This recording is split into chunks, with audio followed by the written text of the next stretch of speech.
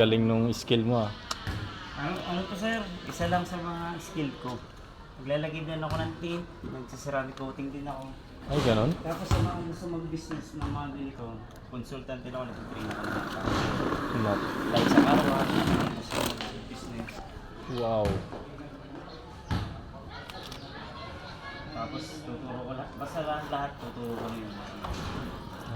So, magkano rin yung talent fee mo pag ganon? Yung package na po yun sir. Package. Depende lang din sa area. Yun.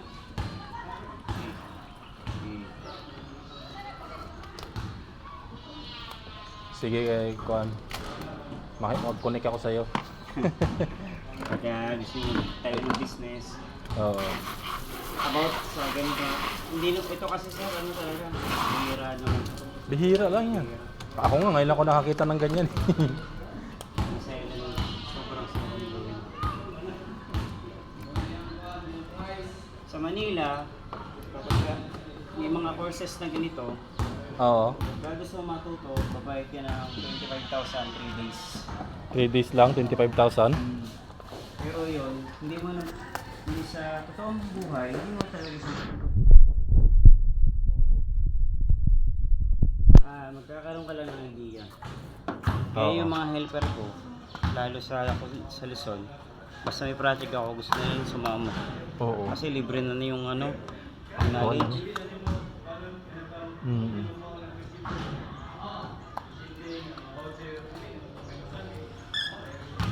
Yan lang ito, sa pintura yan. Ito. Tubig lang, tubig. Yung malakas na kaya. Ayos na.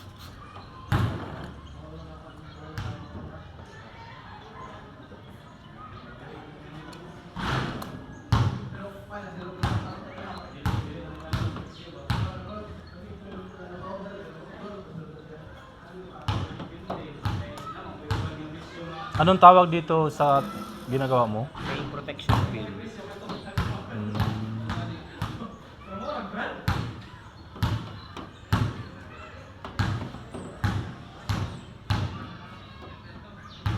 Tubig. May sarili kang shop? Nung last year, pumamula 2022 meron sir. Ito yung malakas na tubig. Pero parang mas maganda yung kuan ka? Kaya nung On call? lumakas yung on call ko, hindi ko na siya ma-shoulder. Oo. Doon kasi sa area namin, pag hindi ako, sa shop ko, pag hindi ako yung gagawa, ayaw magpagawa nila. Oo. Yung mga client ko, tatanungin nila kung nasan ako. Pagka hindi ako yung gagawa, ayaw nila. Oo. Wala din.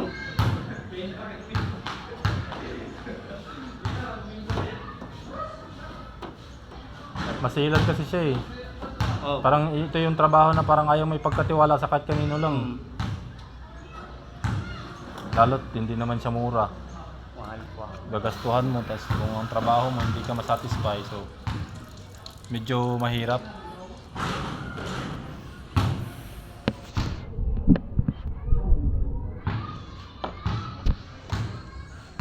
Kailangan talaga yung magagawa, passion niya yung gawa. Hindi yung habol niya lang. Ando na yung sir eh. Makikita ka. Oo. Mas maganda yung mahal mo yung gawa mo. Oo. Kasi kung purpose mo lang is para kumita, wala. O kasi pag may ginagawa akong sasakyan, ang iniisip ko, sasakyan ko to. Oo. Hindi pwedeng basta gawa lang. Oo. Trademark ba sir? Umalis man ako dito sa Mindanao. May magkukwento na may nagawa na taga-ibang lugar. Shoulder mo na yung pamasahe mo from Laguna. Depende sa usap. Depende. Kasi dalawa kayo. Isa lang. Isa yung helper mo, taga dito na.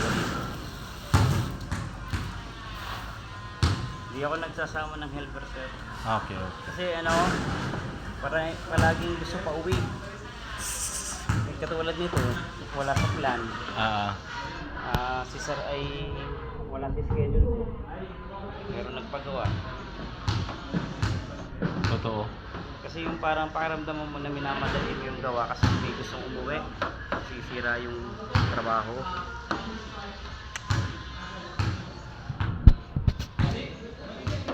Kaya kung may isama man ako, talagang parang committed talaga.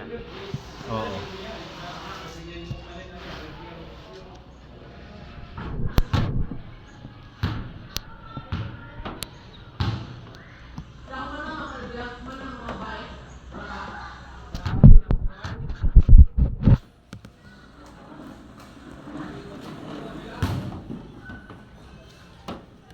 So sir, pag nagasgasan, self-healing.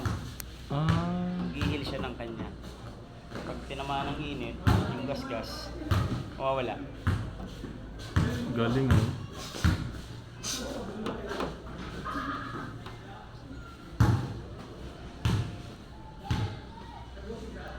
So yung mga materials mo, pinapackage mo na lang.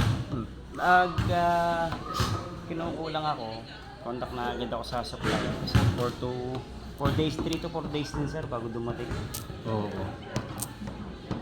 Saka nagkakaubusan, Nagkakaubusan ng materials. materialis. Pagka maganda kasi yung kinukulan ng materialis, madaling maubos. Oo. Itong kay sir kasi, hindi pwedeng hindi quality kabit. Oo. Kakaya. Hindi na yung ibabayad ni sir eh. Ibang pagkatao na meron kami dala na nagkakilala kami. Wala man tayo dito sa mundo sir eh, hindi mo naman madadala yung yaman. Kahit sabihin natin kailangan natin ng pera sa araw-araw, pero wala ka, wala din naman. Sabi nga ni sir, ano mo yung marami sa sasakyan, hindi mo ginagamit. Pag nawala ka, wala nang gagamit. Please, pray. Shampoo to.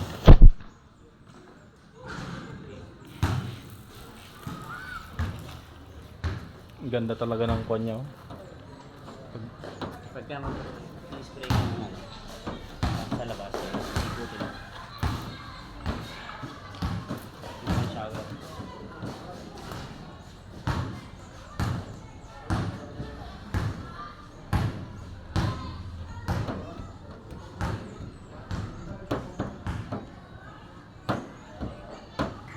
Matagal din ito sir, bago matutunan, hindi instant. Oo.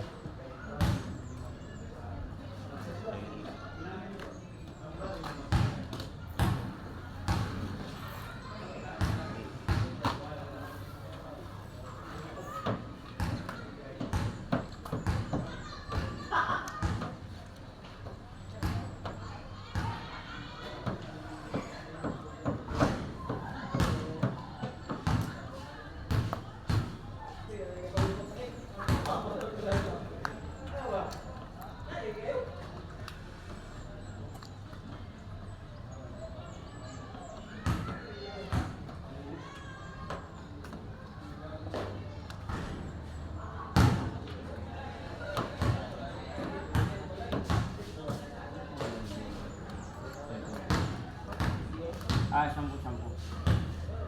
Dali mo.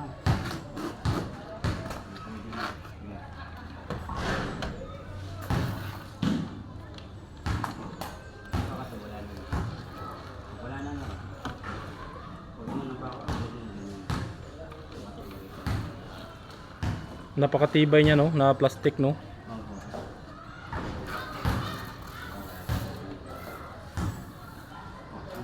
instant.